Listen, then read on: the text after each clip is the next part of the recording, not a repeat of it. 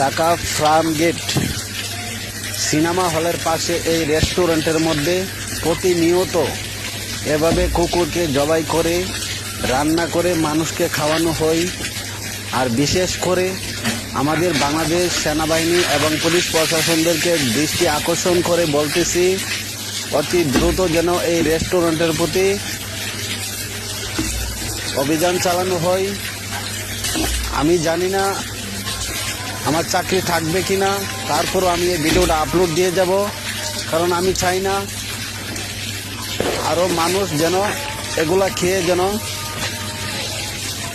কোনো সমস্যা না হয়। এজন্য ভিডিওটা দিলাম ভাই। আমার চাকরির জন্য আমি কোনো চিন্তা করি না। ইনশাল্লাহ যদি রিজিকে থাকে অন্য কোনো জায়গায় আমি চাকরি করে নিয়ে করতে পারবো। সবাই ভিডিওটা বেশি বেশি শেয়ার করে দিবেন। আমি আবারও বলেছি, ঢাকা ফার্ম গেট সিনেমা হলের পাশে রেস্টুরেন্টের মধ্যে অভিযান চালানোর জন্য বাংলাদেশ পুলিশ প্রশাসন এবং সেনাবাহিনীদেরকে দৃষ্টি আকর্ষণ করে বলতেছি, ভাই আমার কোনো চাকরি দরকার নাই। আমার এই ভিডিওটা যেন সবাই দেখতে পাই, সবাই একটু শেয়ার করে দিবেন।